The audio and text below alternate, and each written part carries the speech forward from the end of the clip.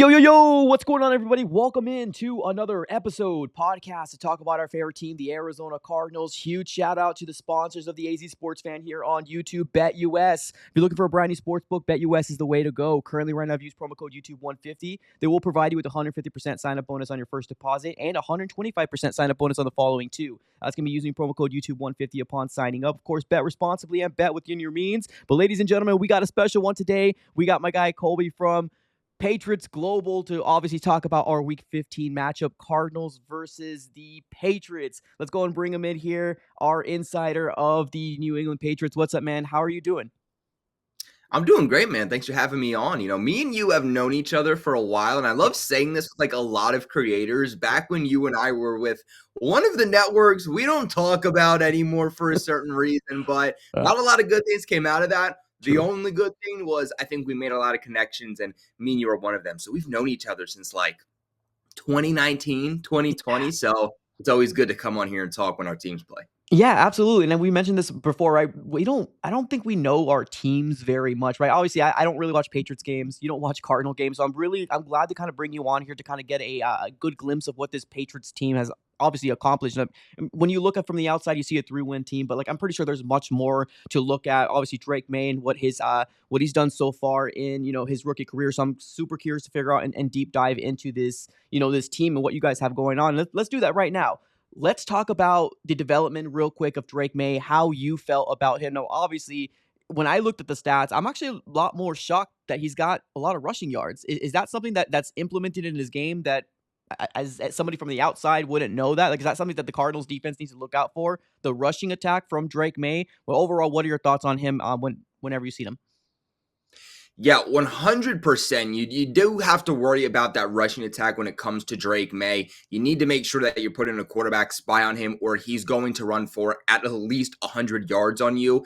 I don't know how many games now it's been that Drake Maye has actually been the leading rusher for the New England Patriots. We have like zero rush game right now, so he's been our leading running back since Wow. he's came in. I believe it was week 6. Now, the thing is that he is mobile, right? So like we know that he has that mobility to him, but he's not like Lamar Jackson. He's not a run first quarterback. He wants to sit in the pocket.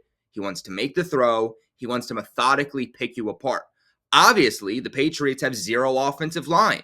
The O-line's breaking down immediately. This isn't just one of the worst offensive lines in the NFL.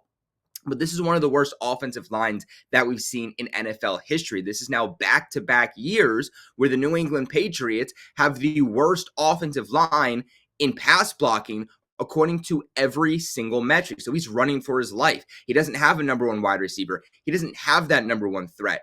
In fact, since taking over in week 6, at least heading into the bye week, Drake Maye led rushing quarterbacks in every single statistic, and that was mind-blowing to me. I'm talking rushing yards, yards per run, yards after contact, forced missed tackles. Against the Colts heading into the bye week, he had like a 42-yard run. So this guy, like I said, he's not Lamar Jackson. This isn't a guy who is a run-first quarterback, but he 100% has that mobility too. And the wild part about Drake Maye too is the fact that he's not getting any quarterback-designed runs.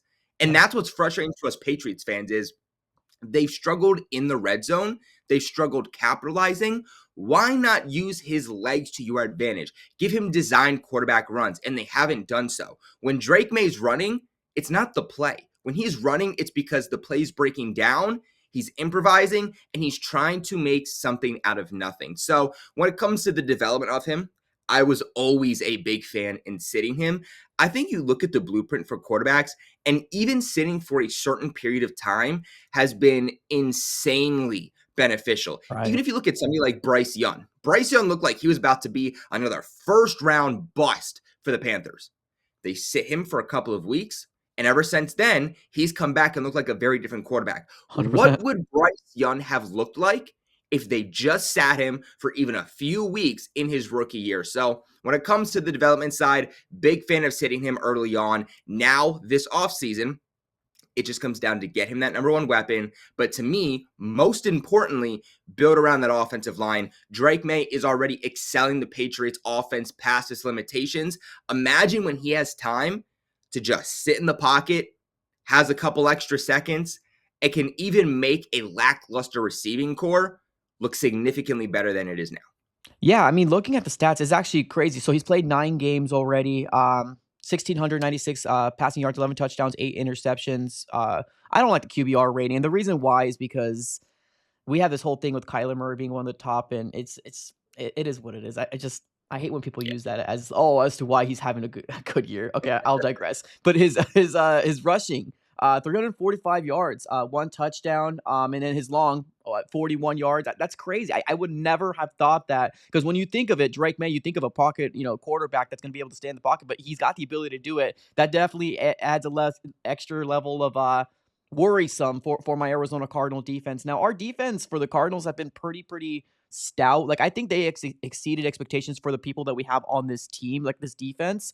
Everybody just knows Buda Baker, but everybody else is kind of guys that probably wouldn't be, number ones in other people's defense. But for the most part, they, not including this 3-game stretch, but we were averaging about like 3 or 4 sacks a game and about a turnover or two. It's been pretty insane. But of course, when our offense can't get going, it almost kind of seems like this whole big debacle. But I'm so curious to figure out how this game's going to shake out. Let me ask you real quick before we dive into Cardinals versus Patriots. Your head coach right now in Mayo, is his job on the line this year, or are we taking this as, oh, it's just another rebuilding year? What is the people over there in Boston saying, or New England? Yeah, I mean, you know how the media is, right? Like at this point in the season, you stink, you suck, it's over, the fans are done, nobody wants to hear about it. That's why, like, I can't even do pregame videos anymore because what Yeah. started in the beginning of the season has a few thousand views. Now you get a few hundred views because Yeah. it's the same thing every single week. So Yeah. I think media is hyping up the whole Gerard Mayo situation. When it comes to Alex Van Pelt, the offensive coordinator, DeMarcus Covington, the defensive coordinator, I think that's definitely a possibility. And the final 4 games is really going to be a testament on what happens with this coaching staff. But it'd be very surprising to me if Gerard Mayo was one and done because Robert Kraft actually put in the contract for Gerard Mayo that he was going to succeed Bill Belichick when Bill Belichick officially was fired, retired, walked away, Right. whatever it would have been.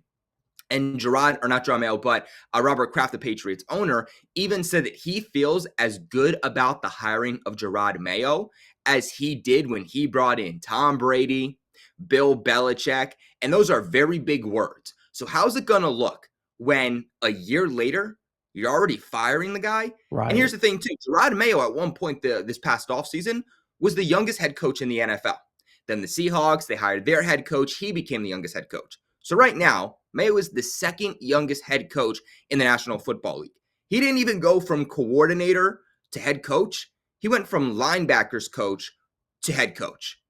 So that is a big step. That is a big leap to take forward. Not to mention, he was taking on arguably the worst roster in the National Football League. Right. The Patriots had the second hardest schedule in the NFL in 2024, according to NFL Strength of the Schedule. So it wasn't realistic for him to ask him to turn this around in year one. Looking at the roster, looking at the young players, it was year one as a head coach for him, year one as a defensive coordinator for DeMarcus Covington, year one as a first-time full-time play caller for Alex Van Pelt, not to mention a completely new coaching staff on the offensive side of the football with positional coaching and some new positional coaching on the defensive side of the football too. So I think he'll get another opportunity in 2025. If the same thing happens and he cannot adapt to situational football, because that's been a big struggle for him, then I think he's out. Yeah, no, that's fair, and especially it's so tough because we had a one and done guy in the most recent years in Steve Wilkes and that whole situation that happened here. But I mean, truth be told, sometimes you need more. I mean, you need more than 1 year to obviously get your Yeah. this coaching down. And you got a rookie quarterback over there, and so far he's actually done pretty well. In my opinion, here for his rookie year. So I'm curious to figure out how that's going to come out. Now, I did say Boston earlier. I apologize. I meant New England. But I was actually going to ask you again one other thing. Because you guys have gone through this big stretch of obviously football in playoffs, right, with the Tom Brady days, how different is that when you're covering this team right now? Like, do you notice that there is a lot of New England Patriots fans just not tuned in anymore? Because I'm kind of feeling that right now with our playoff hopes at like 5% chance right now because the Seattle Seahawks are kind of, having that uptick right now, and they're probably the clear favorites to win the West. But is that kind of with you guys within the AFC East where you guys had glory days, man. It was really, really good glory days. But like, are you starting to kind of see a lot of fans being turned off right now? Yeah, so I'm 23. So literally from the moment that I was born, all I knew was success. All I knew was Tom Brady, Bill Belichick. A lot of people hear that and they're like, "Oh, this guy." And it's just like, hey, it's just the truth, right? Like that's just how I grew up. So I didn't know what it was like for other teams. I always heard everybody else complaining and, you better, take advantage of this. And was it Brady? Was it Belichick? And in the moment, I truly didn't understand because I was never in a situation to understand. And now I know exactly what it's like. 100% I've seen fans jump off the edge. And that's frustrating for me, right? Because I've Yes. been a content creator.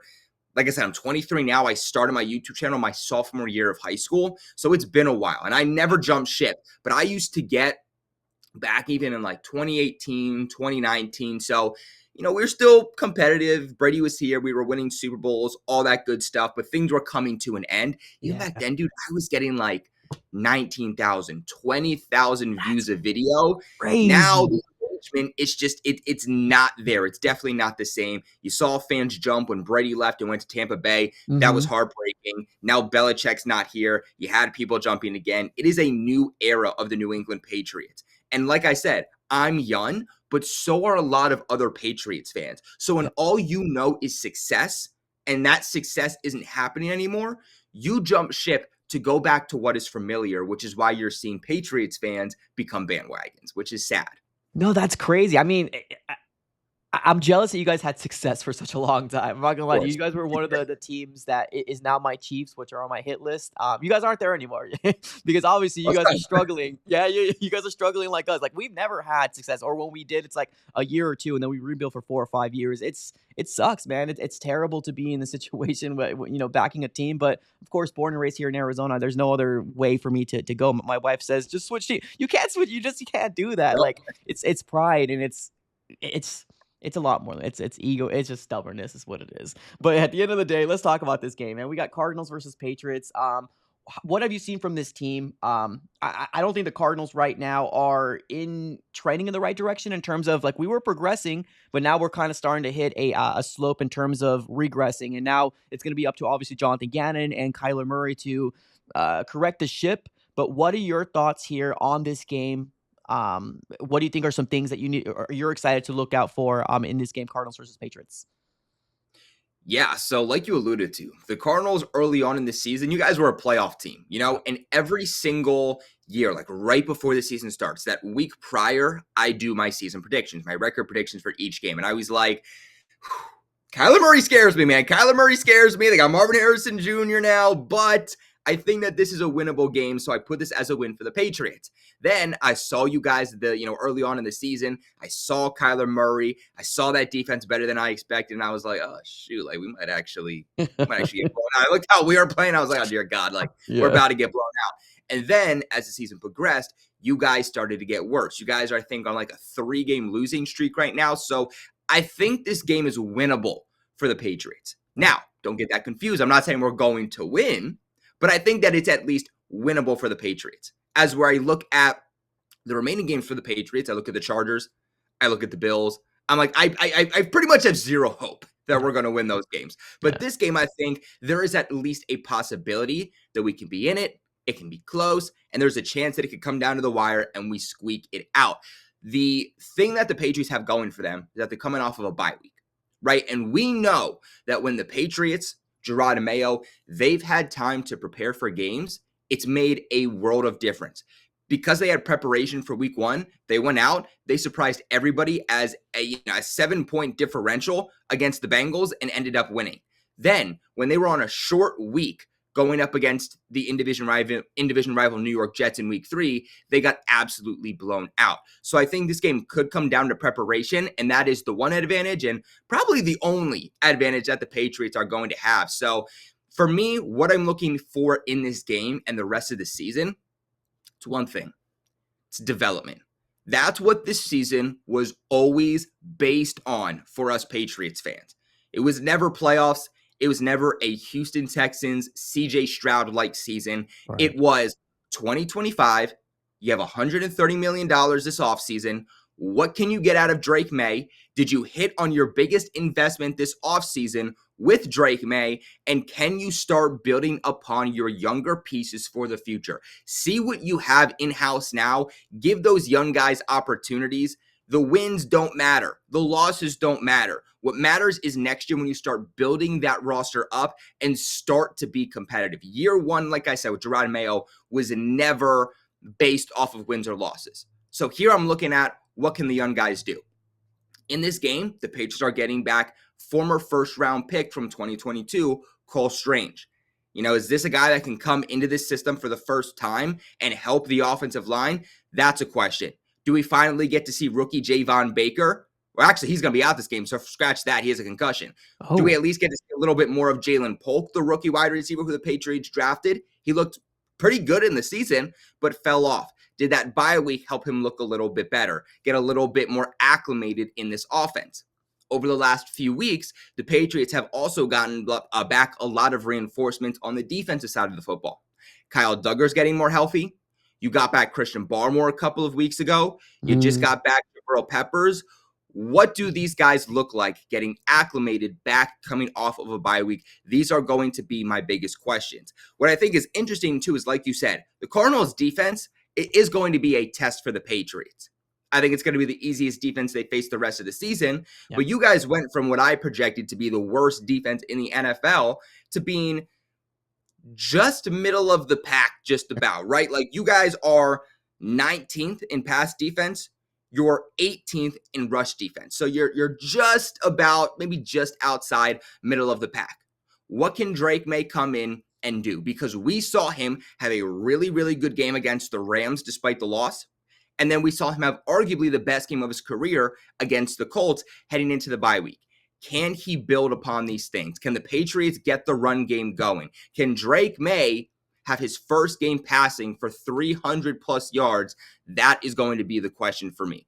Again, like I alluded to, it doesn't matter to me if the Patriots win this game. It right. doesn't matter to me if they lose this game. We are officially eliminated from playoff contention. The Bills have officially won the AFC East. There is really nothing on the line for us. You guys at least still have a chance at making the postseason. And if a miracle is going to happen, it starts by winning this game. Yeah. No, absolutely. You guys are playing with house money. You guys are playing with house money, right? Anything right now can look. I mean, obviously, if you're looking for a 300-yard game, that might happen. That might happen against this team. I don't know what happened, man. After the bye week for the Cardinals, it almost kind of seemed like the regression just started happening from the jump, and I don't know if they were shell shocked the first time we played the Seahawks, and it was that rainy weather defensive game. Kyler Murray throws a pick six, and that was pretty much the difference as to why that game. I'm not sure if they came down to a realization saying, hey, maybe we're not as good as we thought they were, but that just kind of goes back to the mental makeup of what this we thought was going to be, building this culture up, the grit, right? We don't have the biggest talent out there, but we are in every single game, and we were in that Vikings game as well. But it almost kind of felt like those two, or that last Seahawks game. It was another decline here for the Cardinals in the Jonathan Gannon era. So it's interesting. I'm curious to figure out how this game's going to shake out. And I know most of my subscribers are going to be like, oh, you don't have the Cardinals winning this game. Honestly, I'm kind of to the point right now where I'm just going to wait and see. My hopes and expectations have been thrown out the window with starting 6-4 and now another, potential collapse in the end of the season with the whole Cliff Kingsbury, Kyler Murray era. We're starting to see that again. And it's honestly gotten to the point where I'm pretty frustrated with this organization. But like I said, it's year two. We also do got a lot of money coming on into this offseason. I think we're projected to have anywhere up like $100 million. So like we got money. And as much as I'm frustrated with Kyler, and I hope that a plan is being assessed for later on, I think he's going to come back regardless because obviously the contract that he currently has. So I'm curious to figure out how this game's going to shake out. But right now, I kid you not, man. I kid you not, 50% or at least 45% of the fan base right now is done with QB1 right now, and they're looking for this Arizona Cardinal team to take another direction or at least plant the seed next year for a potential another guy to come in. Like I said, he most likely will be QB1 for 2025, but if a seed hasn't been planted, I don't know. I feel like there's going to be a lot of people in an uproar. Yeah, dude. I think the surprising thing from like an outside perspective on the Cardinals, because I remember a few months ago, like leading into the draft, you and I talked like, are the Patriots going to go Marvin Harrison Jr. Yeah, or can we get our guy? And it obviously doesn't matter year one. That's not going to dictate the rest of his right. future. But I've been very surprised with the lack of production from Marvin Harrison Jr. I thought he could go off for like 1,400 yards in year one for the Cardinals. I mean, the fact that you guys are 22nd overall in passing is mind-boggling to me. You got Trey McBride, one of the best tight ends in the NFL, right? And you guys, again, are 22nd in passing in the NFL. That, to me, is absolutely mind-boggling. It makes zero sense. I'm not saying you have a top echelon offensive line, but you got a pretty good offensive Yeah, line. they're solid. I looked and saw that you guys had the sixth best rushing offense. You guys are averaging 139.8 rushing yards per game.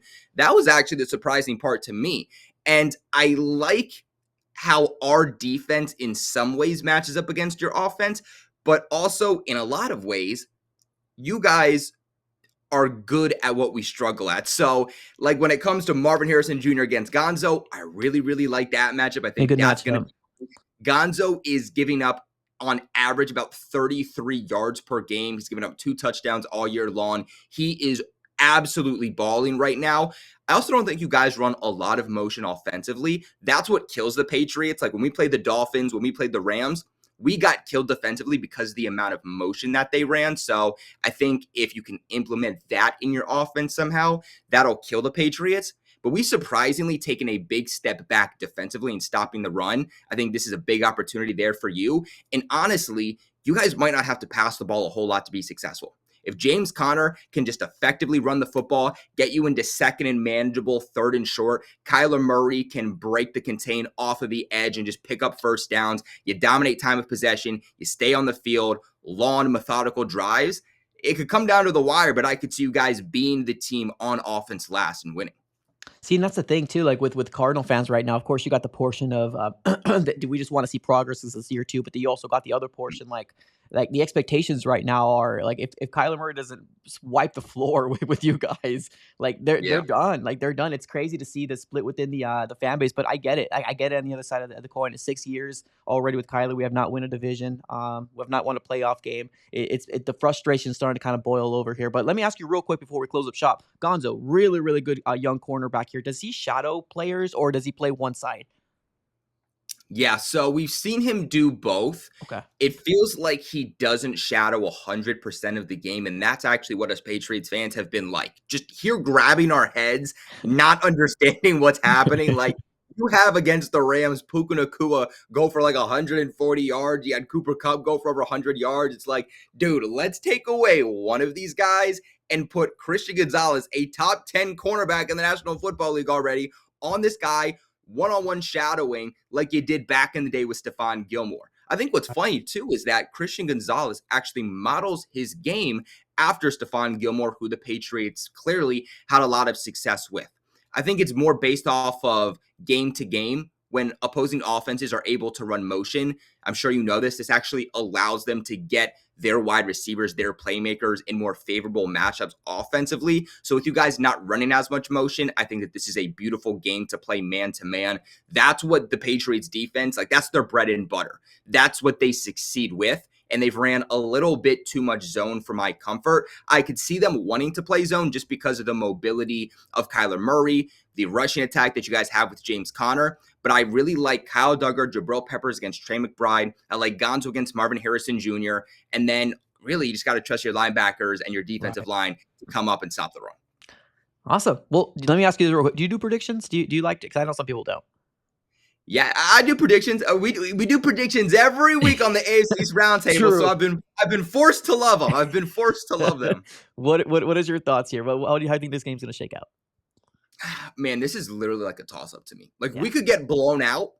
Wouldn't be surprised. We could win this game in the final few seconds, and I wouldn't be surprised. So I'm gonna have a little bit of fun this week, just because coming out of a bye week, I've Yeah. had zero fun. I've actually been pretty good at my predictions. I've only gotten 2 or 3 games wrong so far, so I've been pretty decent. This is my last time to have fun. Okay, we're getting killed against the Bills. We play them twice. We play the Chargers, right? Those are the final 3 games of the season. This is the last time that I can have hope. So I'm gonna have some fun and say the Patriots coming off a bye week, little bit of extra preparation. They squeeze this one out by a field goal. I'm gonna say 27-24.